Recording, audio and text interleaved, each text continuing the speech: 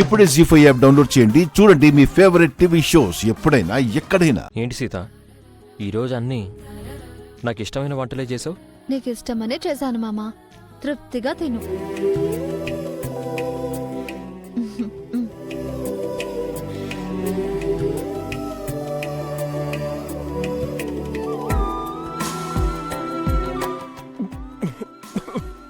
అయ్యో మామ,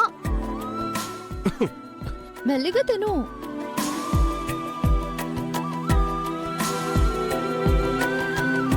మెల్లగా తినొచ్చు కదా మామ. కర్రీస్ అన్ని నీ కడుపులోకే, ఇంకెక్కడికి పోవు.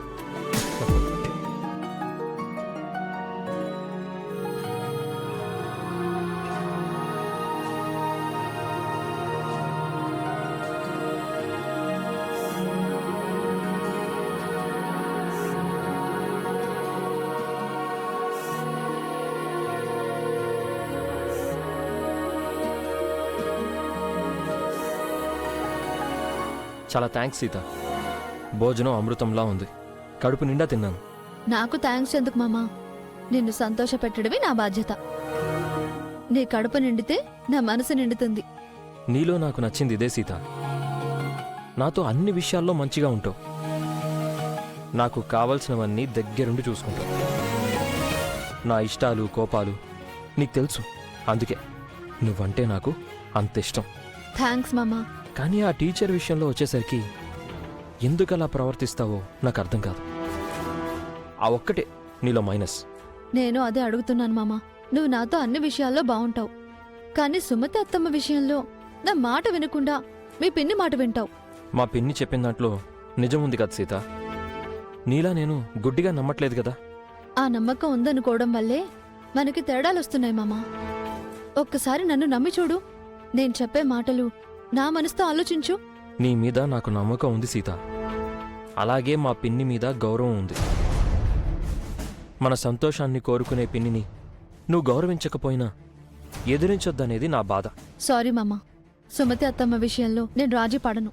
అంటే నా మాట వినవా? నువ్వు అరెస్ట్ అయినప్పుడు నేనెంత బాధపడ్డానో తెలుసా? సుమతి అత్తమ్మ అరెస్ట్ అయినందుకు నేను కూడా అంతే ఫీల్ అవుతున్నాను మామా. ఇదే నీతో వచ్చిన తంట. నేను మన గురించి మాట్లాడుతుంటే నువ్వు ఇంకెవరి గురించో చెప్తున్నావు. ఇంకెవరి గురించో కాదు మామ్మా, నీకు జన్మనిచ్చిన కన్ను తల్లి గురించి, నా మేనత్త గురించి మాట్లాడుతున్నాను. ఇంతటితో ఆ టాపిక్ వదిలి పదే పదే ఆవిడ టాపిక్ నా దగ్గర తీసుకురావద్దు. మన మధ్య ఆవిడ వద్దు సీత.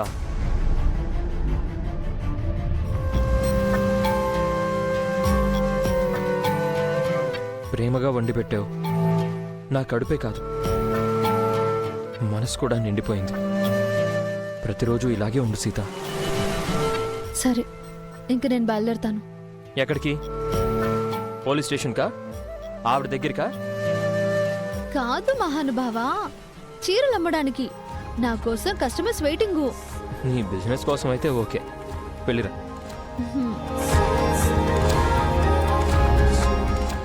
జీ5 యాప్ డౌన్లోడ్ చేసి అన్ని ఎపిసోడ్స్ పూర్తి ఉచితంగా చూడండి.